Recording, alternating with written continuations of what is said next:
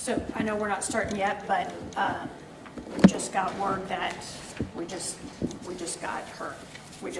You got the child? Yes. You don't have the suspect? I don't believe so. So I'm gonna, the sergeant that's working on this is verifying that. Is that on the record? That's good. Yeah, you can say that we've, yeah, I'll, Can you give us another white bounce real quick? Just Yeah, the back sure. of the photo? so they have the child, not suspect. Okay, perfect. Thank you. Yep, good, everybody? Okay. Hang on, sorry. No, you're good, so.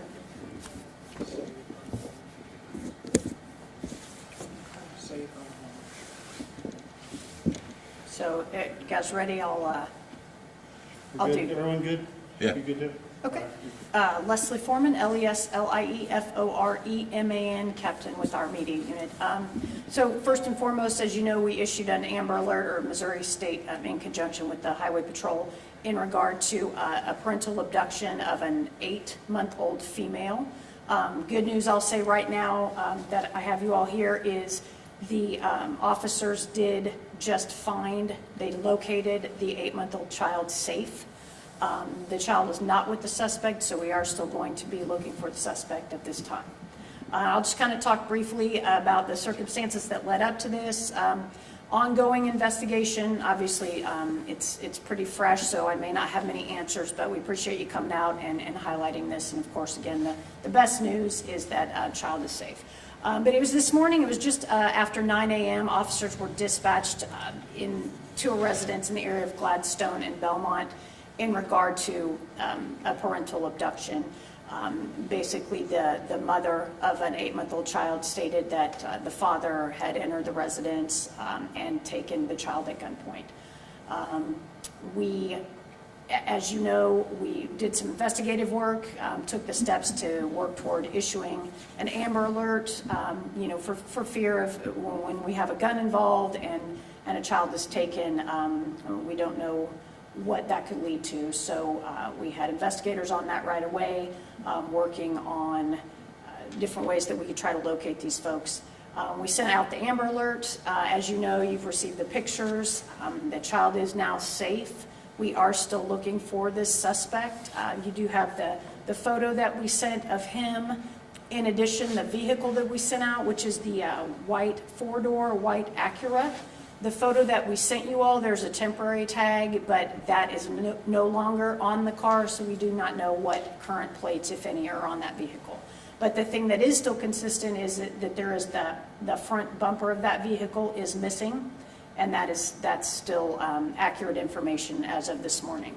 So we are still continuing to look for that suspect and that vehicle in conjunction with this, but again, the best news, of which we appreciate your help and the public's help in getting information out quickly, is that the child is safe. Where was the little girl found, and has the child been reunited with her mother at this point? I don't have either of those answers yet. It'll all be part of the ongoing investigation as far as where she was found. I would assume that they will be working to reunite very quickly. And I believe mom has been at least notified that she was found safe. So they may have already been reunited. I don't know yet, but that's obviously one of the first things we'll do. Do we know, you probably don't, but was there some kind of a custody arrangement between this was the father of the child that you believe is a suspect, mm-hmm. right? Yeah. And the mother, do we know what that arrangement is at all? No, we really don't have a lot of those details, and that would be part of the ongoing investigation as well. But obviously, when a child is taken, basically when there's a weapon involved and the threat, we don't know what's going to happen next, right? And so that's why we move on this and make every effort we can to make sure we get this information out and get the child found safe, which fortunately we're able to today. Can you talk about all the behind the scenes work that you all do to make sure you find the child? Obviously we know about the Amber Alert, mm-hmm. but what else are officers doing to make sure you find the child? Yeah, so, and some of that investigative measures I wouldn't speak to directly, just because those are, tools that we utilize to help us try to find persons and vehicles. But right away, you have the officers that have gone out on the call. They have the information. they let their supervisor know that people begin knocking on doors, trying to get information. At the same time, they're relaying that information to the investigative unit because they recognize this is not, this is a situation where a young child has been taken at gunpoint, so we need to get that out immediately. So the detectives are becoming involved very quickly. Then they call our unit very quickly. As you know, we send out the information to you all. We're working in conjunction with them to get all of the information written down so that we can request the Amber Alert, talk with Highway Patrol, and talk with them about getting that out, get them all the information. So a lot of it, if you think about, before we can say, hey, we need help, we have to have some information. So we're gathering information. Who is this suspect? What were they wearing? What type of vehicle were they in? What other information can we share?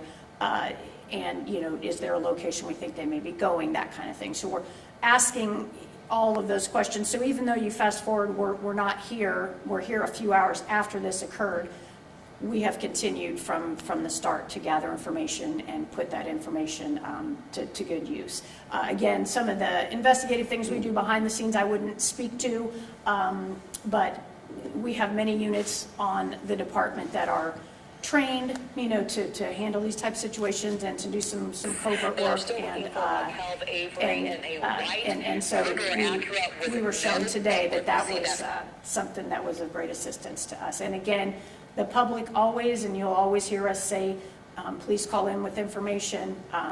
This is a perfect example of where, when we get it out there, maybe somebody knows where the child was dropped off, if the child is with the father, where the car is. So the public is always of help, even with all the other things that we have to try to support this investigation. Leslie, the fact that you told us the suspect took this child at gunpoint would certainly lead us to believe that it's a very dangerous situation for law enforcement, whether it's your officers or Highway Patrol or whoever might come in contact with him. I assume that you consider this guy armed and dangerous. Would that be an accurate assumption? Yes, yeah, that would be accurate. Anytime that a person is armed and then commits some type of a crime, in this situation, parental kidnapping potentially, as you know, that this is an investigation. We need to look at all the things that happened, what led up to this, but we are going to always approach anyone who we know is armed and may have committed a crime, approach them just as that, as armed and dangerous. And as we continue to search for this suspect, and of course we would ask, ideally this person or someone who knows him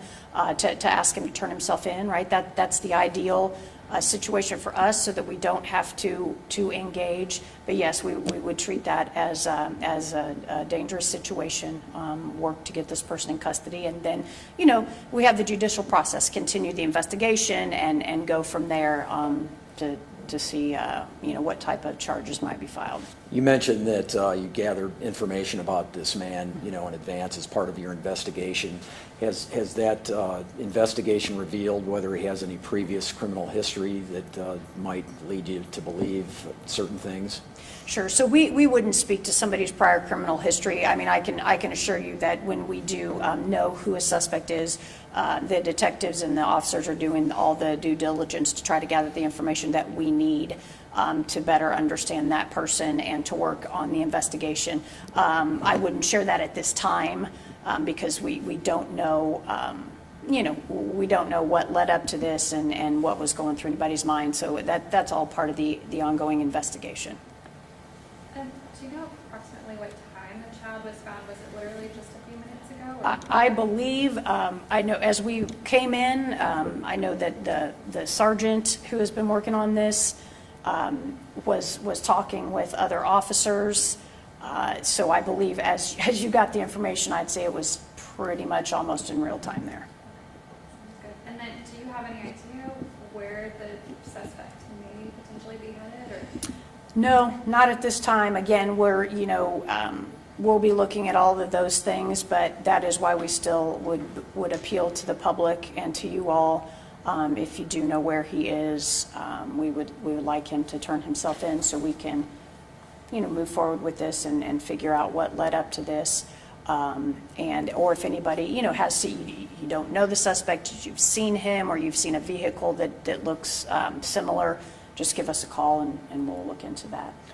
You obviously got to figure out what the charges are going to be based on how this all unfolds. Right. But, at a bare minimum, if he's taking his child at gunpoint, he's facing a very serious charge of armed kidnapping or something like that, I would assume. Is that accurate? Well, what I'll say is, what you have from initial call for service, what we get called to what ends up being filed and charged, there's several steps in between there. But what I will say is, yes, this is a very serious incident, right? We get dispatched when an 8-month-old has been taken, at gunpoint. Like you said earlier, we don't know, how volatile that person may be at that time, what else might be going on. So, I couldn't speak to what charges, but yes, I think we would certainly say that this will be investigated thoroughly and then submitted for the prosecutors to evaluate what could be charged. Do we know what kind of a weapon, handgun, something like that? Or can you say? I just know a gun, so weapon, so I don't have any details on that. And the mother wasn't injured? No, I don't believe there were any injuries, any physical injuries that occurred. The weapon was not discharged at any point that you're aware of? No, not of any information that I've received, a weapon was not discharged. Any other questions? We've got, I know Donna sent some pictures around at this point, fortunately, with the child. We know she's safe, so we do have the photos of the vehicle and of a photo of the suspect. And I can hold those up, or you can, I know they're on the table, you can take a look at them. But again, at this point, we do not have the suspect.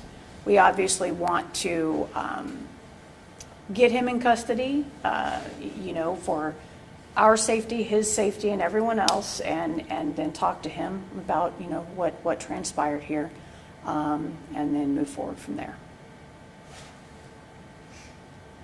Any other questions? Thanks, Leslie. All right, thanks, guys.